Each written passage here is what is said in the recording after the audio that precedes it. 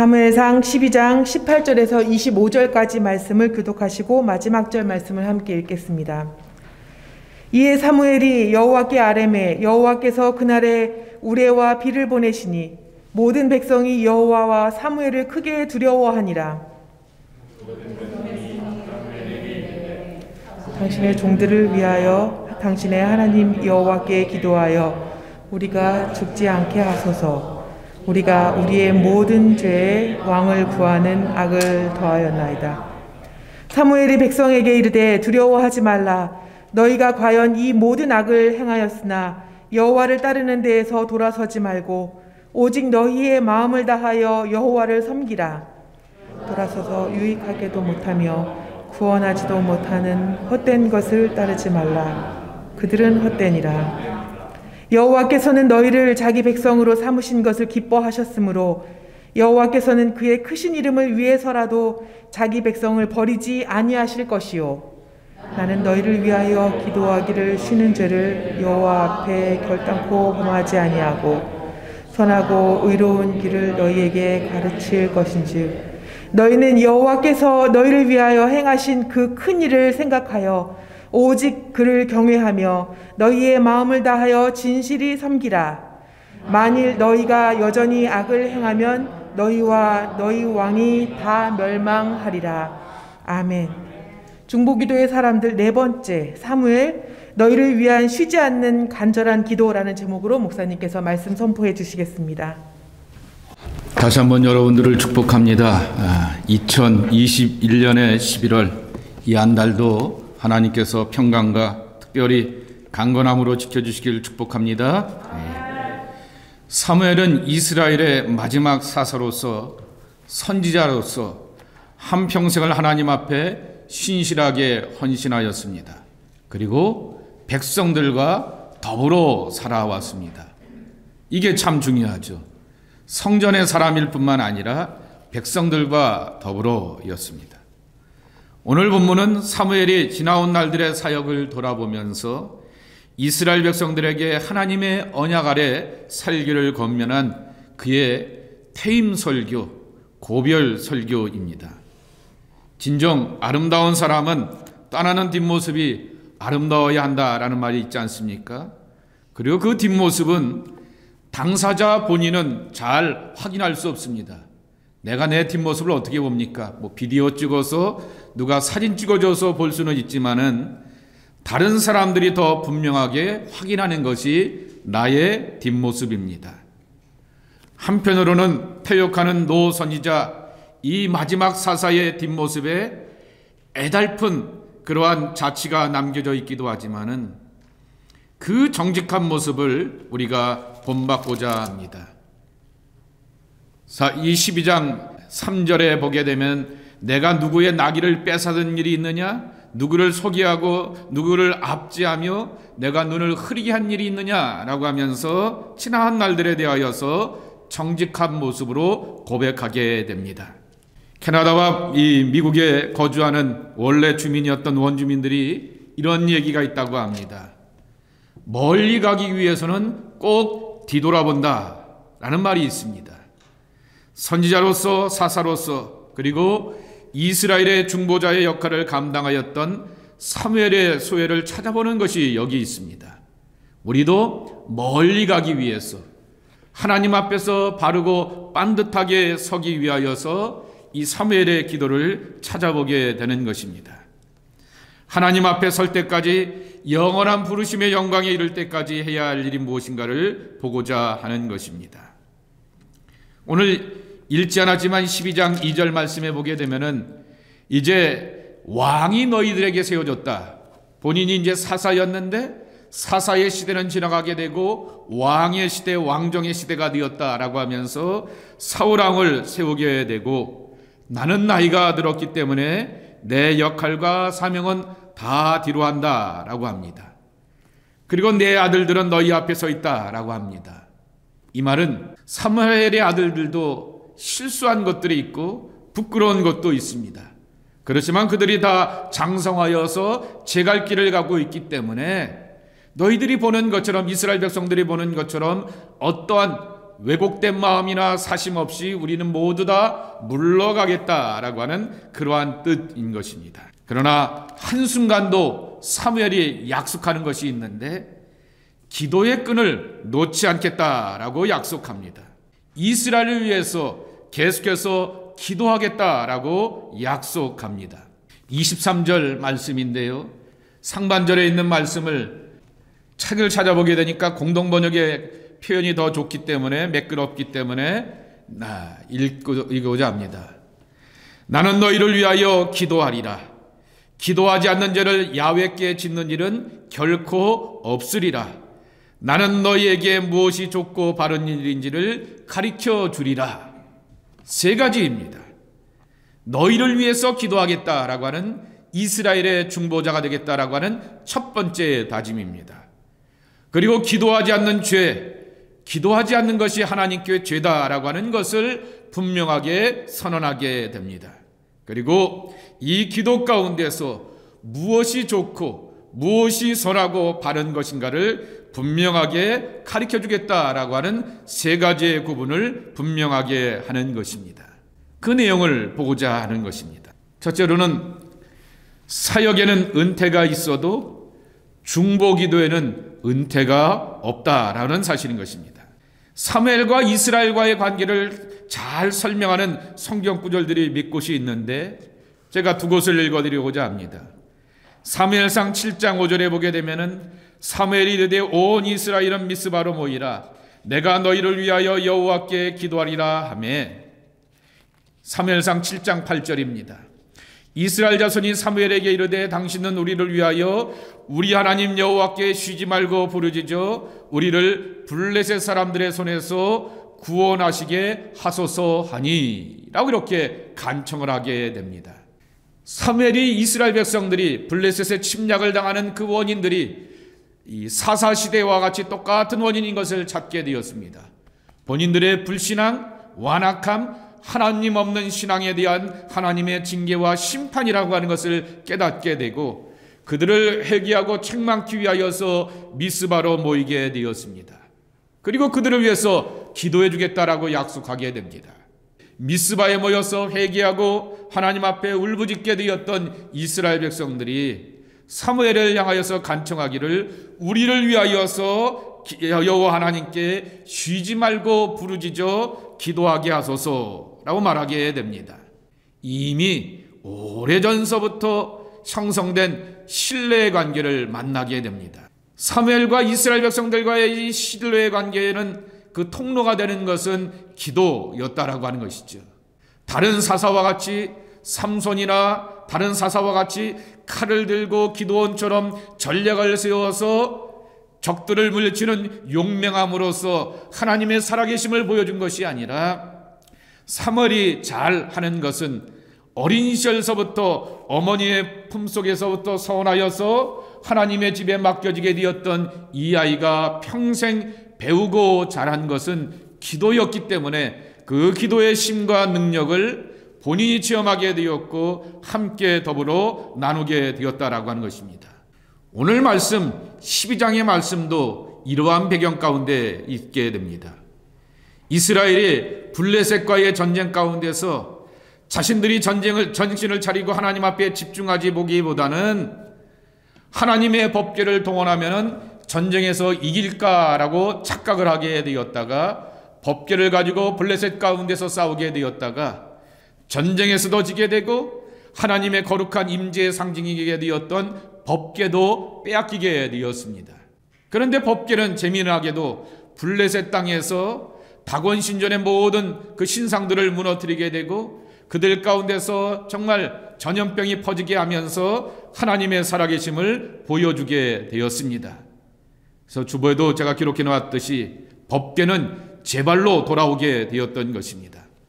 법궤는 하나님의 임재의 상징이었는데 하나님이 함께 하시면 어떠한 것도 이렇게 능히 움직여 나갈 수가 있지만은 하나님이 떠나가시게 되면은 아무리 하나님의 언약궤 법궤라 할지라도 그 전쟁 가운데서 패배와 수치를 당할 수밖에 없음을 보여주고 있는 것입니다.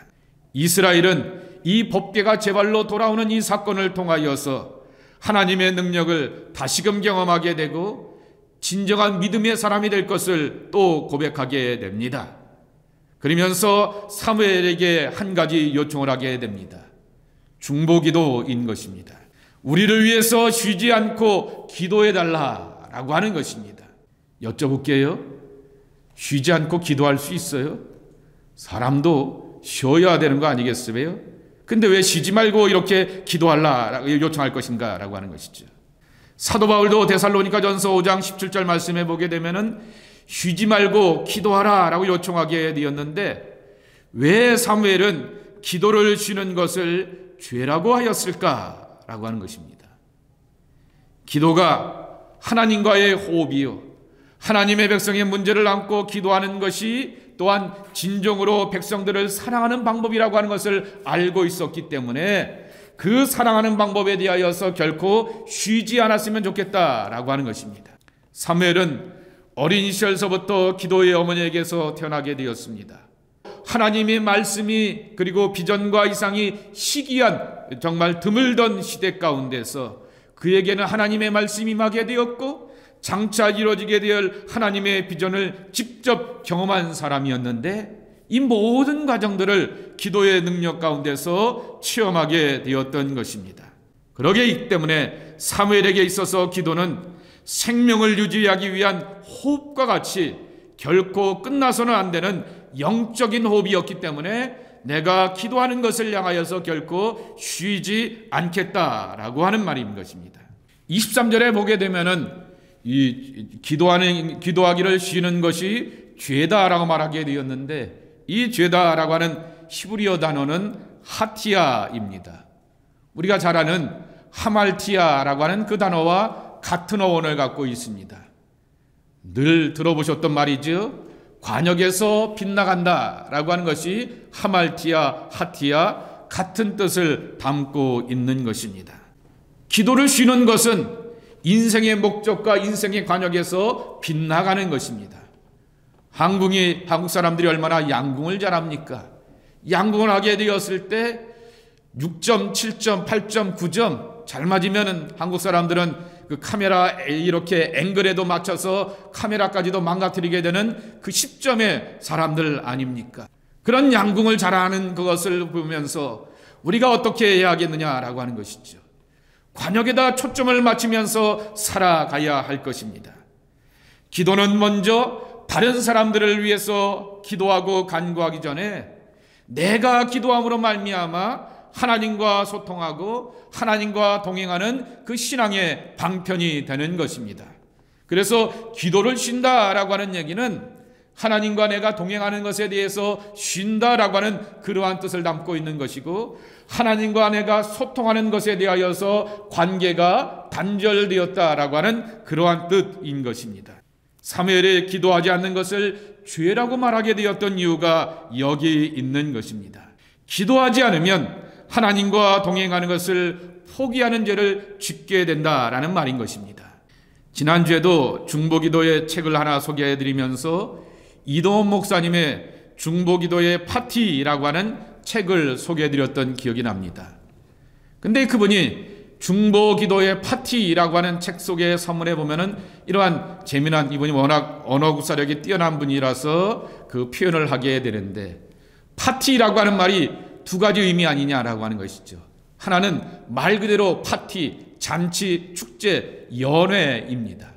그런데 내가 민주당, 국민의힘 할 때 당이라고 하는 말도 파티라고 하는 말을 우리가 쓰지 않느냐라고 하는 것이죠. 중보기도 파티라고 하는 말은 결국 그런 말이라고 하는 것이죠. 하나님을 믿고 하나님을 기대하는 중보기도의 정당에 들어가지 아니하고는 이 정당에서 나를 후원해 주시고 뒷바라해 주셔서 나를 국회의원 만들어 주시고 지방의원 만들어 주시고 때가 되면 대통령 만들어 주십시오라고 요청할 수가 없다라고 하는 것이죠. 중보기도 파티에 들어간다라고 하는 것은 하나님의 정당에 들어가서 거기서부터 후원을 얻고 지지를 받으면서 내 미래를 열어가는 것 아니냐라고 하는 것이죠. 우리는 파티를 열 줄 아는 사람이 되어야 하겠다라고 하는 것입니다. 두 번째로는 중보기도의 힘을 믿는 이스라엘 백성들의 요청인 것입니다. 왜 사무엘을 향하여서 그렇게 중보기도를 강조하고 요청하고 있는가라고 하는, 하늘과 땅이 엄청난 차이가 있듯이 하나님과 죄인인 인간 사이에는 엄청난 질적인 차이와 간극이 있습니다. 그런데 이것을 메꾸고 연결하는 것이 기도인 것입니다. 기도는 하늘의 복을 여는 열쇠이며, 기도는 땅의 사람들의 문제와 사연들이 하나님께 올라가 연결되는 응답의 사다리인 것입니다. 진정한 기도의 사람들은 야곱의 사다리의 비전을 믿는 사람입니다.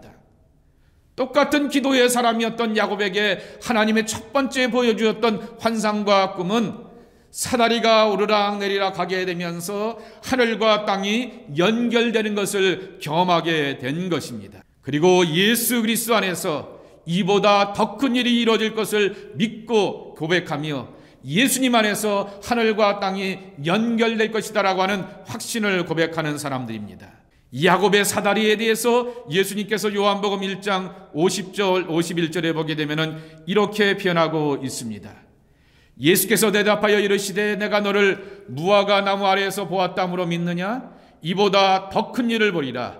또 이르시되 진실로 진실로 너에게 이르노니 하늘이 열리고 하나님의 사자들이 인자 위에 오르락내리락 하는 것을 내가 보리라 하시니라 라고 말하게 됩니다. 그렇습니다. 예수님을 믿는다라고 하는 것은 하나님의 나라에 내가 들어가고 초대받는 것입니다. 그리고 그 하나님의 나라의 크고 놀라운 세계가 내 안에서 이루어지는 은혜를 체험하는 것입니다.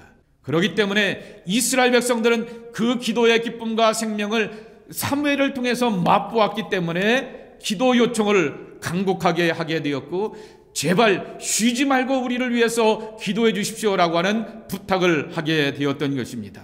여러분이 여러분의 교역자들과 담임 목사를 향하여서 기도를 요청하는 것은 부끄러움이 아닙니다. 개인의 프라이버시도 중요하지만은 신앙인에게는 기도의 동지가 필요하다라고 하는 것입니다. 재미난 글을 보게 되었는데, 제가 계속해서 요새 퍼스펙티브 선교 훈련을 요새는 가르치고 있지 않습니까? 거기에 보게 되면은 선교사들을 향해서 당부하는 얘기가 하나 나오게 됩니다. 선교사들이 오지에 가게 되어서 특별히 이슬람 지역이나 종교적인 핍박이 강한 지역에 가게 되어서 선교하게 되었을 때 선교사라고 하는 말을 쓰지 말고 무슨 다른 호칭을 써달라고 이렇게 부탁들을 하게 되는데, 사실은 현지에 있는 공안들이나 관계기관에 있는 사람들이 이 사람이 선교사인지 뭐하는 사람인지 다 안다라고 하는 것입니다. 어떻게 합니까? 라고 하게 되면은 구글에 넣으면은 그 사람의 이름이 나오게 되고 그 사람이 한국 가서 뭐 했는지가 다 드러나게 된다라고 하는 것입니다. 그러면서 중요한 것은 이것입니다. 현지에 가서 예수를 전하는 것도 중요하고 복음을 전하는 것도 중요하지만은 현지의 사람들과 함께 살아면서 진정한 정말 사람으로서 보통의 그러한 삶 가운데서 얼마나 좀 믿음의 관계를 맺고 가느냐라고 하는 것이 중요하다라고 하는 것입니다. 간극이 없는 삶을 사는 것이 참으로 중요하다라고 하는 것이죠. 무슨 말씀을 드리려고 하냐면은 해 아래 모든 사람들의 그러한 나의 고민과 사연들에 대하여서 은밀한 것들은 다 때가 되면 드러날 수밖에 없습니다. 그런데 우리가 더 중요하게 여기게 되는 것은 그러한 나의 고민과 사연들을 가지고서 하나님께 나가서 하나님의 사람들과 함께 더불어서 기도하면서 힘을 얻고 어떻게 하든지 하나님의 내 편을 나의 내 편으로 만들어 놓은 것이 더 부유하고 능력 있는 삶을 소유하는 것이다 라고 하는 것입니다. 세 번째로 중보기도는 하나님의 선하심과 일하심을 믿는 고백인 것입니다. 오늘 여기 23절 말씀에 보게 되면은 기도하는 것을 쉬는 죄를 범하지 않는다, 기도하기를 쉬는 죄를 범하지 않겠다라고 말하기에 놓고는 이렇게 답을 주게 됩니다. 선하고 의로운 길을 너희에게 가르칠 것이다 라고 하는 것이죠. 선하고 의롭다라고 하는 것은 좋다라고 하는 말의 반복입니다. 그 사람 아름답고 멋있어 같은 뜻 아니겠습니까?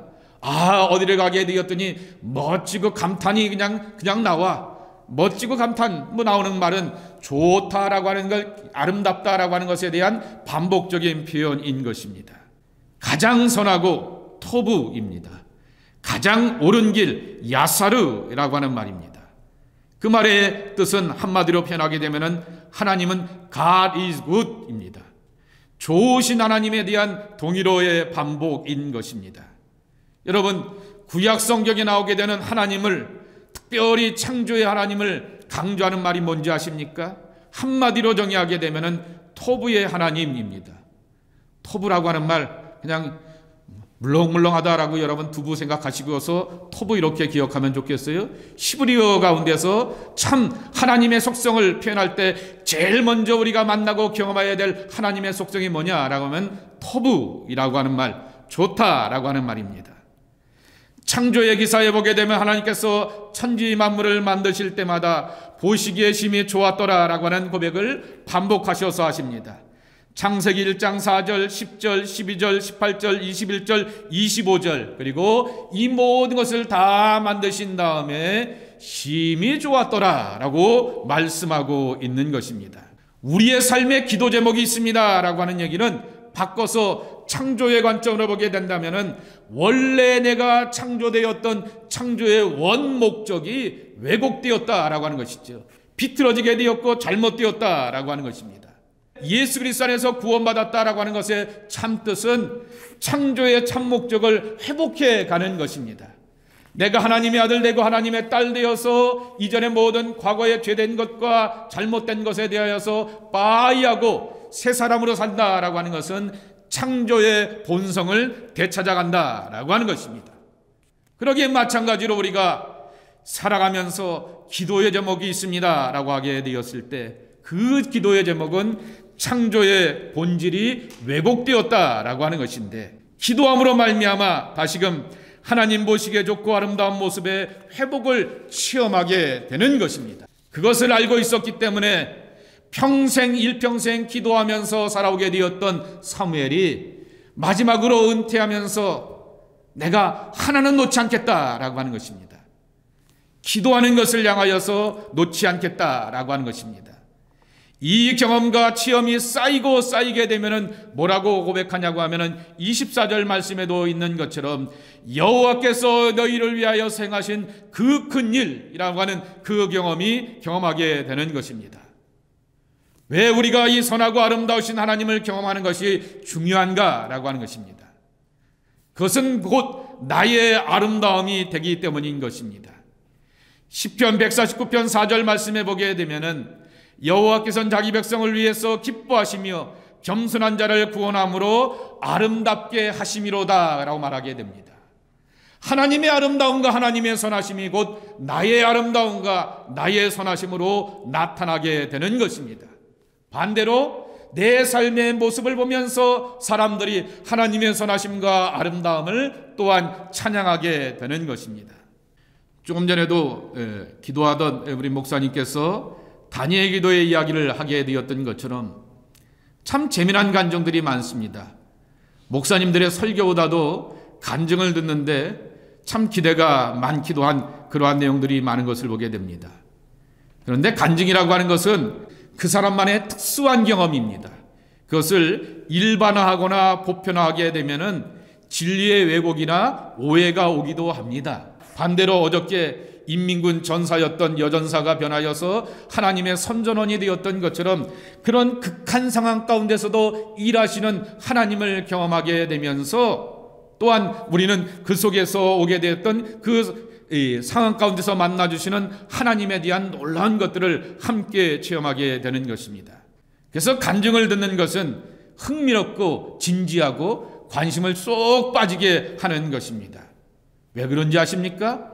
이야기이기 때문인 것입니다. 흔히 신앙과 실학을 한마디로 하나님 이야기, 데올로지라고 하는 말은 데오라고 하는 하나님과 로고스라고 하는 말, 하나님 이야기인 것입니다. 이 퍼스펙티브 신앙 훈련을 받게 되었을 때 꼭 선교하는 사람들에게 있어서 있어야 될 것이 하나 있다 그랬습니다. 그게 뭐냐고 하면은 이야기라고 하는 것이죠. 근데 그 이야기에는 세 가지 이야기에 대한 분명함이 있어야 된다라고 하는 것이죠. 첫째로는 성서의 이야기입니다. 하나님 이야기라고 하는 것이죠. 여러분이 신구약 성경을 다 읽어가게 되면서 신구약 성경의 무려 75%가 이야기이고요. 그리고 시가 15%고요. 그리고 거기에 철학적이고 지혜로운 잠언과 같은 말씀이 10% 정도, 교훈의 말씀이 10% 정도라고 하는 것이죠. 그럼 반대로 여러분에게 물어보겠습니다. 내가 내 손주들한테 할아버지, 할머니 성경 이야기 좀 해주세요 라고 할 때 해줄 수 있는 재미난 이야기가 내 말과 내 경험으로 소화된 것이 있느냐라고 하는 것이죠. 혹시 내가 누군가를 만나서 아유 크리스찬 당신 기독교니까 라고 하게 되었을 때 왜 하나님 믿고 교회 다닙니까 라고 말하게 되었을 때 성서의 이야기 가운데 이게 좋아서 내가 하나님 믿습니다 라고 말할 수 있는 내 입으로 고백될 수 있고 말할 수 있고 정말 설득할 만한 성서 이야기가 있느냐라고 하는 것이죠. 두 번째로는 자신의 이야기가 정확해야 한다라고 하는 것이죠. 내가 살고 있는 상황과 처지 가운데서 하나님이 어떠한 계획과 섭리를 갖고 있는지 자신의 이야기를 나눌 수 있는 사람이 되어야 하는 것입니다. 세 번째로는 상대방의 이야기를 잘 이해하고 들어줘야 한다라고 하는 것이죠. 아, 그랬군요. 그런 삶이었군요 라고 하면서 거기서 끄집어낼 수 있고 공감할 수 있고 그 속에서 나의 이야기와 궁극적으로 하나님의 이야기를 매치시켜가면서 또한 하나님의 선하고 아름다운 이야기를 만들어갈 줄 아는 사람들이 되어야 한다라고 하는 것입니다. 이 이야기의 관점에서 보게 되면은 사무엘의 고별 설교는 평생의 자신의 삶과 사역을 정리하는 중보기도 이야기였습니다. 그에게는 하나님 이야기가 있었습니다. 어린 시절서부터 자신에게 말씀하시게 되었던 하나님의 비전과 계획을 갖고 있는 하나님 이야기가 있게 되었습니다. 사무엘에게는 자신의 이야기가 있게 되었습니다.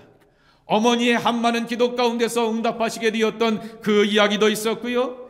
자기를 정말 성전에서 외롭게 자라게 되었지만 부르심의 이야기도 있었고요. 그리고 또한 나는 내 멘토였던 제사장 엘리와 같이는 안 살아라고 말하게 되었는데 엘리의 자식들이 실패한 것처럼 자신의 자식들도 실패하게 되었던 부끄러운 이야기도 다 담겨져 있습니다. 저와 여러분의 이야기가 다 성공 이야기입니까? 실패 이야기도 우리는 담고 있습니다. 그러나 그것을 뛰어넘는 하나님의 은총이 있기 때문에 오늘 이 사무엘처럼 당당하게 서서 하나님 이야기를 나눌 수가 있는 것입니다.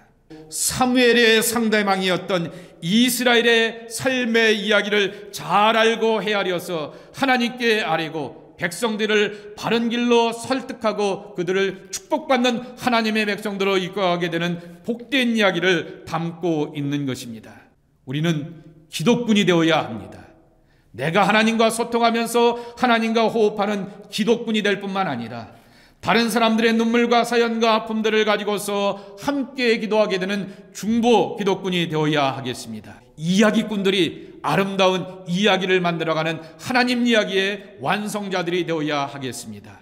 이 복과 은혜로 우리가 함께 나가야 될 텐데 사무엘처럼 하나님의 선하고 아름다운 복된 이야기를 많이 만들어갈 수 있는 축복의 사람들이 우리 강림의 가족들이 되기를 예수님의 이름으로 간절히 축복합니다. 하나님 이야기를 써내려가고 싶습니다. 정말 성서의 이야기 만들고 나누고 증거할 수 있는 생명의 이야기가 우리 가운데 충만하기를 소망합니다. 주여, 그 이야기를 내가 나눌 때 나도 살고 다른 사람들도 살릴 수 있는 생명의 사람들이 되어야 하겠습니다. 이 복되고 귀한 축복을 누려하는 하나님의 사람들 될 수 있도록 축복하여 주시옵소서. 예수님의 이름으로 기도하옵나이다. 아멘.